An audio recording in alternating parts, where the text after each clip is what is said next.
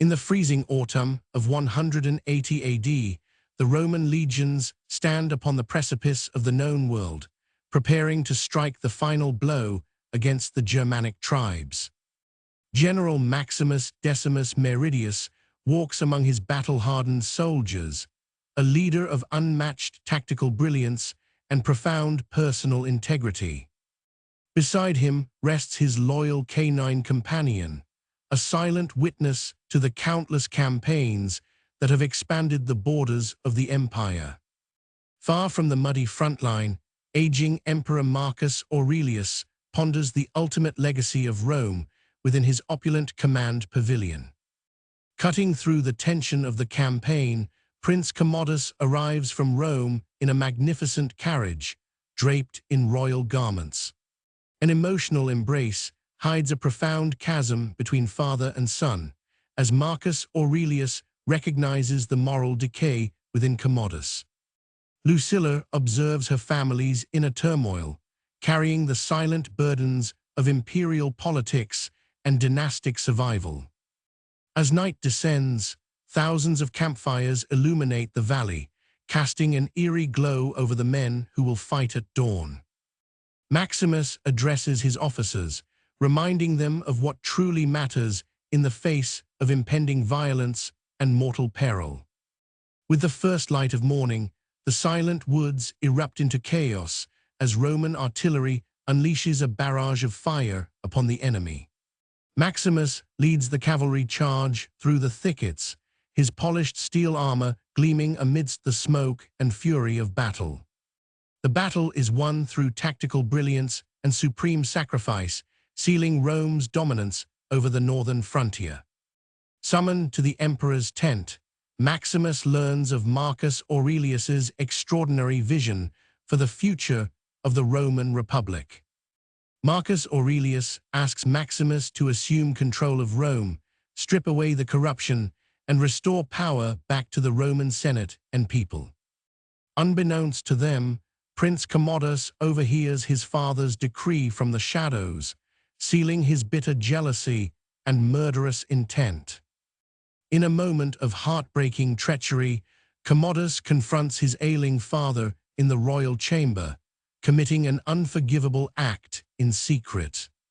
Stepping out from the shadows of his father's death, Commodus claims the imperial throne of Rome with hollow triumph and masked terror. Commodus summons Maximus to pledge allegiance, but when the general refuses, the trap snaps shut with lethal precision. Marked for death by the new emperor, Maximus fights his way out of the camp under the cover of night, evading his former guards. Wounded and exhausted, Maximus rides desperately across the provinces toward his beloved villa in Hispania, driven by the hope of reuniting with his family. The homecoming of a hero becomes a harrowing nightmare as Maximus arrives to find his home destroyed and his family lost to the flames. With trembling hands, he buries the small wooden figurines of his wife and son in the scorched soil, his soul fracturing forever.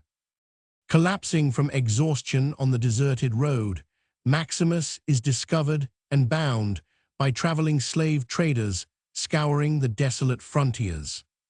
Chained in a caravan beneath the burning North African sun, the former general is transported across the desert to the brutal frontier city of Zuccoba.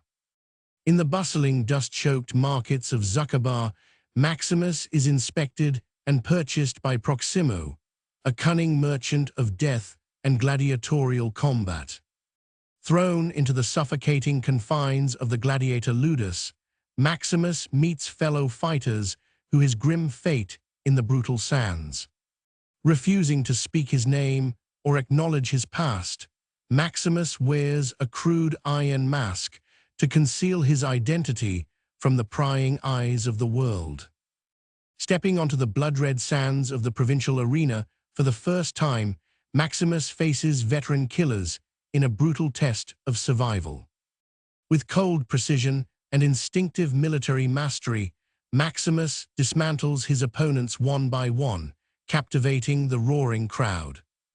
Standing victorious over the slain challengers, Maximus flings his weapon into the imperial box and shouts his legendary challenge to the spectators. Impressed by his skill and marketability, Proximo shares dark wisdom with the defiant warrior, urging him to win the crowd to win his freedom. Recognizing an unprecedented opportunity for wealth and spectacle, Proximo packs up his gladiatorial troupe and sets sail for the heart of the empire. The shadows of Rome rise before them as the carts roll through the ancient gates, carrying gladiators who will soon conquer the Colosseum. Before them stands the magnificent Flavian Amphitheater, a towering monument of marble and blood that dictates the pulse of the civilized world. In the damp subterranean chambers beneath the arena floor, gladiators prepare their gear in tense silence, listening to the thunderous roar above. Known only as the Spaniard, Maximus steps onto the sunlit sands of the Colosseum, instantly drawing the gaze of Emperor Commodus. In an extravagant historical reenactment ordered by the emperor, the gladiators are cast as doomed Carthaginians facing overwhelming imperial odds. Using brilliant tactical formations taught on the northern frontier, Maximus unites the condemned gladiators to shatter the imperial chariot charge. The roaring multitude erupts in euphoric adoration for the mysterious Spaniard, forcing a frustrated Commodus to spare their lives. Seeking to unmask the insolent champion, Commodus descends to the arena floor, coming face to face with the ghost of his past.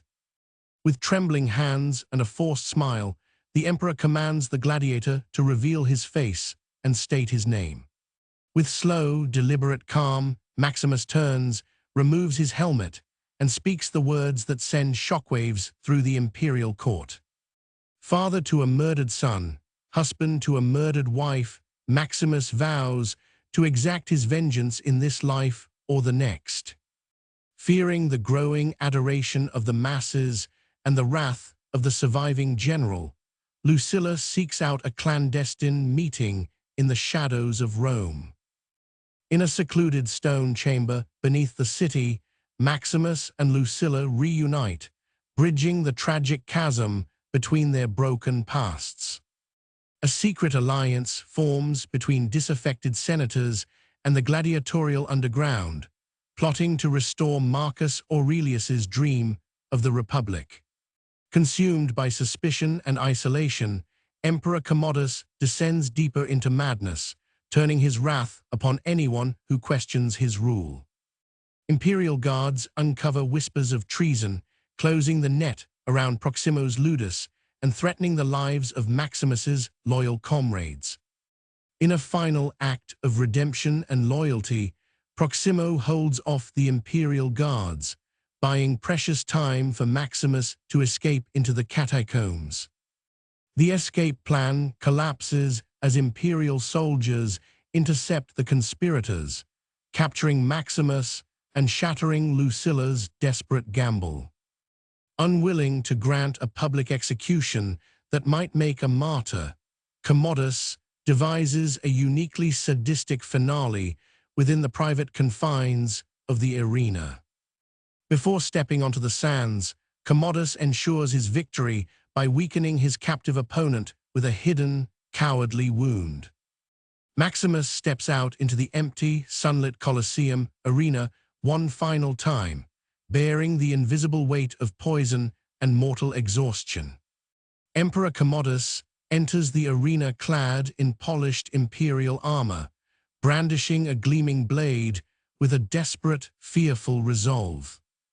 Steel strikes steel as the two adversaries circle each other on the silent sands, locked in a timeless struggle of honor against corruption. Though weakened by poison, Maximus channels the enduring memory of his slaughtered family, finding superhuman strength in his final moments. In a decisive surge of justice, Maximus overcomes the emperor, disarming his tormentor and laying the tyrant low upon the arena earth. With the tyrant vanquished and the corrupt Senate restored, Maximus releases his mortal burdens, slipping peacefully into eternal rest. His duty to Rome fulfilled at last, his spirit wanders across golden wheat fields to embrace his beloved family once more. Thus passes a general of Rome, whose name and legacy would echo through the annals of history as a symbol of unyielding honor.